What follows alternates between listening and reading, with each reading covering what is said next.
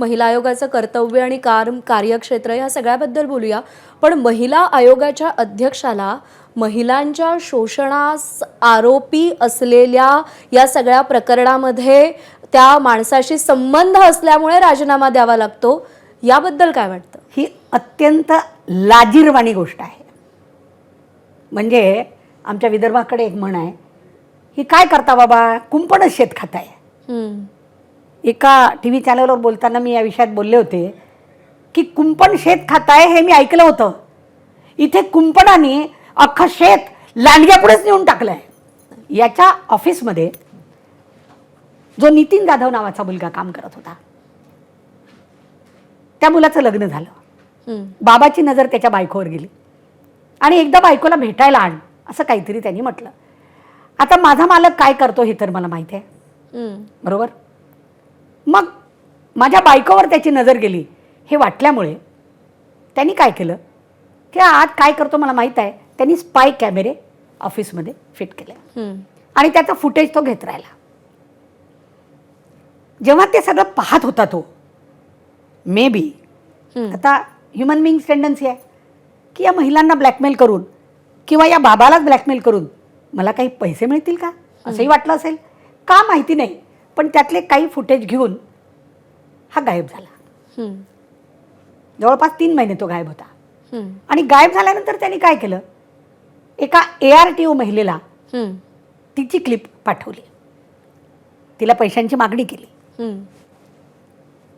तिने स्वतःचा भाऊ, नवरा, जेठ अशा घरातल्या पुरुषांना सांगितलं आणि त्या सगळ्यांनी तिला सपोर्ट केला. शी सेड की मला माहिती नाही हे माझ्याशी केव्हा झालं, कदाचित मला ते प्यायला दिलं म्हणून गुंगी आली असेल किंवा हिप्नोटाईज केलं असेल. आणि सुदैवानं त्या महिलेवर तिच्या लोकांचा विश्वास असल्यामुळे त्यांनी सपोर्ट केलं. अहिल्यानगरमध्ये त्यांनी ब्लॅकमेलिंगचा गुन्हा दाखल केला नितीन जाधवच्या विरोधात. आता ते सगळे लोक या बाबाचे भक्त होते, कदाचित ती कुणकुण बाबांपर्यंत पोहोचली असेल. बाबांना कळलं आता हे आपल्या भोवती येणार.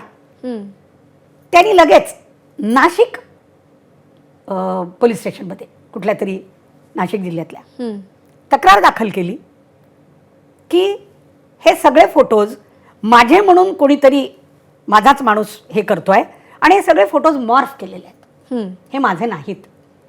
आता मी जसं म्हटलं तसं नाशिकचाही SP हा कर्तव्यदक्ष आहे. ठीक आहे, तक्रार नोंदवून घेतली आणि त्यांनी ते फोटोज फॉरेन्सिककडे पाठवले की मॉर्फ आहेत की खरे आहेत. बाबा म्हणतात म्हणून ते मॉर्फ नाहीत आणि तो कुणीतरी नितीन जाधव म्हणतो म्हणून ते खरे नाहीत. Let us see what is that. The reality was ते फोटो खरे होते, ती CCTVची क्लिप होती. मग दोन्ही पोलीसवाल्यांचे कान खडे झाले की अरे हे कुठून आलं. मग हा नितीन जाधव जो आरोपी आहे, ज्याच्याकडून हे महिलेचे फोटोज हे होत आहेत, तोही एक गुन्हा आहे. तर तो तर अहिल्यानगर पोलीस स्टेशनमध्ये कैद आहे. मग यांनी त्यांना सांगितलं की त्याचा मोबाईल जरा बघा, इन्स्पेक्ट द मोबाईल. मोबाईल पाहिल्यावर ती 58 व्हिडिओ आणि ते 200 फोटोज मिळाले. मिळाल्याबरोबर त्यांच्या लक्षात आलं नितीन जाधवशी बोलल्यावर की हे तर हिमनगाचं टोक आहे. महिला आयोग विश्वासाचा न वाटल्याची कारणं जी आहेत ती तर महिला आयोगाकडे पाहिल्याबरोबरच कळते तुम्हाला. बघा, याच्या अगोदरचे अध्यक्ष तुम्ही डोळ्यापुढे आणा.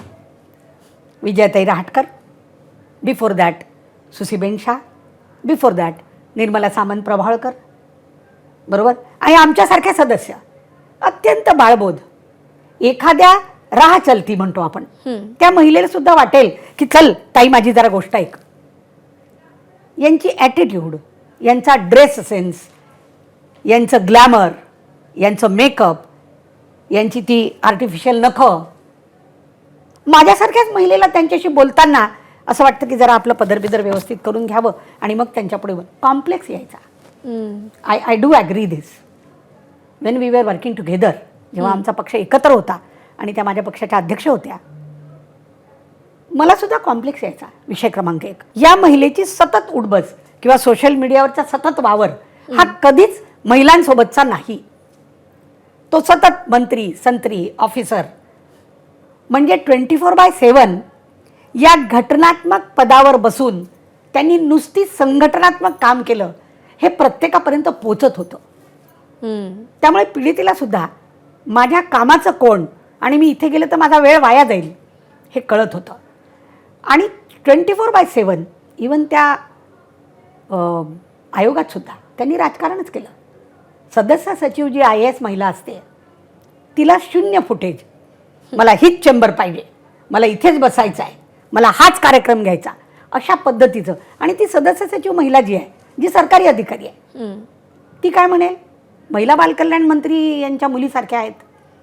कुठं एवढ्या सगळ्या दिवसांमध्ये महिला बालकल्याण मंत्र्यांचं एकतरी स्टेटमेंट आहे? Is she only Ladki Bahin योजना मंत्री?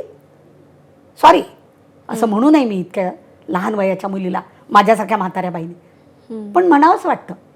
आणि म्हणून पोरींना विश्वास वाटला नाही.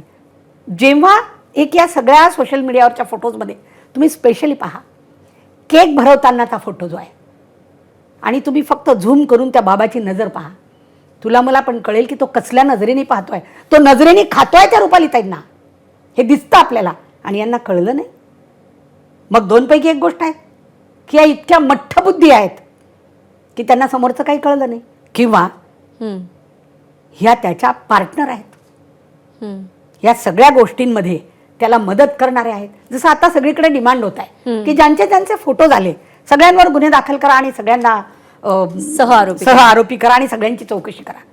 मला खूप स्ट्रॉंगली सांगावंच वाटतं, त्या फोटोजमधलं कोणी माझं कोणी नाही, आणि खरंच दोषी असेल त्याला खरंच शिक्षा व्हायला पाहिजे. अशा पद्धतीनं महिलांचा अपमान, शोषण, त्यांचं आयुष्य दुभर करण्याचा अधिकार कोणालाच नाही. To respect the woman, to care the woman, to have the sympathy about the woman is mandatory, not optional. हा चॉईस नाही आहे तुमचा. इथे तुम्हाला महिलांना सन्मान द्यावाच लागेल. का नाही देणार तुम्ही? त्या लायकीची महिला असेल तर सांगा, तिला शासन तुम्हीच द्याल. ही घटना आहे दोघांसाठी इक्वल, समता आम्ही मानू. या त्यांच्याकडे जाणाऱ्या लोकांमध्ये मला असं वाटतं 3 प्रकारचे लोक आहेत. एक व्हिजिटर्स, की जसं आम्ही आज आले तुमच्याकडे, आपण खुर्चीत बसलेलो आहे, फोटो काढला, ऑर आयदर तुम्ही माझ्याकडे आलात, वी आर, आपण भेटलो फक्त. असं भेटलेल्यांनी तुम्ही मला किंवा मी तुम्हाला वैयक्तिक आयुष्याबद्दल काही माहिती नाही असं आपण म्हणू शकतो. तुम्ही पहा, काही फोटोज तसे दिसतात, मी कोणाचंच नाव घेणार नाही, कारण उगाच मग तो माझा ना हा माझा नाही असं होईल. बरोबर, मला कॉन्ट्रोवर्सी नाही करायची. 1, काही त्यांचे सपोर्टर्स असतात. म्हणजे काय, काही IAS अधिकारी, काही IPS अधिकारी, काही अंतरंग मित्र त्यांच्या आतल्या स्फिअरचे, की बाबा जसं आता आपल्या सरिताताई आहेत, सरिताताई मी म्हणते म्हणून प्लीज फोन करून द्या ना तुम्ही SP-ना, तुमच्या ओळखीचे आहेत, किंवा आशाताई मी म्हणते म्हणून कलेक्टरना फोन करा ना, असं कोणीतरी मला म्हणू शकतं. बरोबर. Indirectly I become supporter of himself, की मी कधीतरी तुझ्या तोंडून ऐकलंय की असा असा बाबा आहे, कधीतरी जाता येता आपण भेटलोही आहे, आणि मग अननोईंगली मी त्यांना सपोर्ट करते आहे. आणि काही लोक त्यांचे पार्टनर्स असतील, त्यात 1 नंबरवर दीपक केसरकर, 2 नंबरवर रुपालीताई चाकणकर, आपल्या आजूबाजूच्या लोकांना आवर्जून तिथपर्यंत नेणे. म्हणजे रुपालीताईंनीच महिलांना खरात बाबापर्यंत नेलं असं तुम्हाला म्हणायचं? बिलकुल, असंख्य महिलांना नेलं असेल, प्रत्येकीला असं मी म्हणणार नाही, पण महिला संघटनांची मीटिंग असताना हा बाबा त्या मीटिंगमध्ये जायचा. ओपनली मीटिंगमध्ये हे माझे गुरु आहेत, आज मी जिथे पोचलेली आहे ही यांच्यामुळे पोचलेली आहे, हे माझे पांडुरंग आहेत, अशा पद्धतीचं वक्तव्य करून त्या भोळ्या भाबड्या समोर बसलेल्या महिला कार्यकर्त्यांना प्रत्येकीला वाटतं मी रुपालीताई चाकणकर व्हावं, मला राज्यमंत्र्याची पोस्ट मिळावी, मला MLC मिळावं, यांच्यासारखं दिसावं, मंत्र्यांनी असंच मला भाव द्यावा, माझी उठबस त्यांच्यामध्ये असावी, कोणाला नाही वाटत. बरोबर. त्या महिलांसमोर मी यांच्यामुळे असं झाले म्हणजे इनडायरेक्टली त्या महिलांना, भोळ्या भाबड्या यांच्याकडे प्रमोट करणे नाही होत, ते ह्या करायच्या. ABP माझा, उघडा डोळे बघा नीट.